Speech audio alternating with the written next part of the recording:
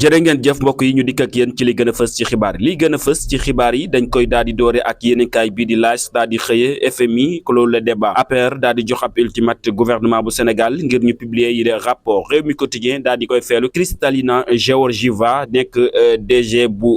FMI daal di nay dëggal kaddu yi nga xamante ni Ousmane Sonko daal di war na koy yëkkati y avait bien une dette cassée point actu dellu siwaat ci polémique bi nga xamante ni moo doxoon ci rapport de la Cour des comptes y avait une dette cassée tranche madame Kristalina Georgieva nekk DG bu FMI moo xam ne lii FMI nag daal dina ñuy jox dëgg ki di Ousmane Sonko dette cassée déclaration erronée chiffre erroné di félicité courage bi nga xamante ni autorités yi daal dañ koy am ngir fësal lii mu ngi ko xamle foofa ca Washington nouveau programme avec le Sénégal daal nay assuré ginnaaw ba nga xamante ni nag réewum Sénégal daal nañuy sàkku moom nag na leen tontu ci ni mu gën a gaawee ñu daal di desaat ci bi lépp yéenekaay l'opposition à la remorque des mouvements citoyens ñoom nag après la mobilisation de rappel à l'ordre ñoo lànk daal di fas yéene amal ab marche ngir lu jëm ci courant bu cher bile ki di APR ak gëm sa bopp ñoom nag la ñu xamle mooy daañu dem ci bi lépp manifestation leefu daal di dellusiwaat ci dette dissimulée ki di madame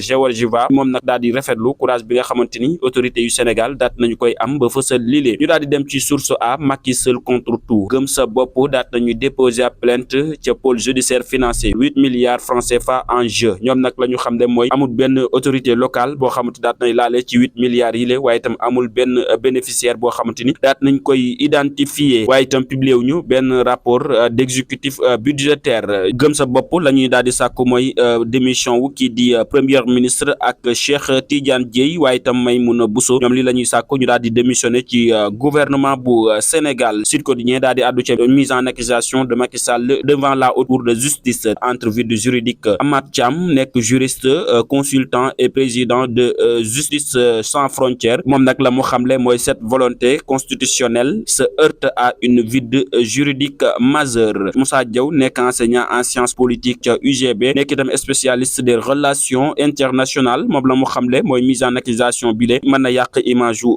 Macky Sall waaye itam ambition yi nga xamante ni amoon na ko rawatina foofa ca Nations Unies l'observateur l'APR face aux critiques sur l'exil supposé de ces anciens dignitaires la mu daal di xamle mooy choix bi nga xamante ni ñenn ci anciens ministres yi ak directeurs généraux yi daat nañ koy amal muy choix wu génn réewum Sénégal waaye teewul am na ñenn ñu fi des di taxaw di jàmmaarloo ko gouvernement bi ku ci mel ni Maodo Malick Mbaye ak Mansour Faye Direct News daal di xëye le livre rouge de Cheikh Abdou Bara Dolly une réplique au livre blanc de Macky Sall livre rouge bu Cheikh Abdou Bara Dolly nekk tontu ci livre bi nga xamante ni kii di Macky Sall daat nañ koy publier bi lépp livre daal di dellusiwaat ci événement 2021 jàpp 2023 waaye itam di livre boo xamante ni nekkul une simple ouvrage mais c'est un acte d'accusation turbine ñoo lànk daal di nañu am autorisation ci seen marche bi ñu nama amal niki tey jii ngir courant bu seer bile yéenekaay bii di enquête livre blanc Thiaroye 44 un goût d'inachevé yéenekaay bii di Walf Quotidien dette internationale pression fiscale le privé ñoom nag la ñu jàpp mooy lépp daal dalaat seen kaw Bayti Agne di président du CNB moom nag la mu daal di xamle mooy daal di nañuy sonn Bassirou Sarr DIRCAP du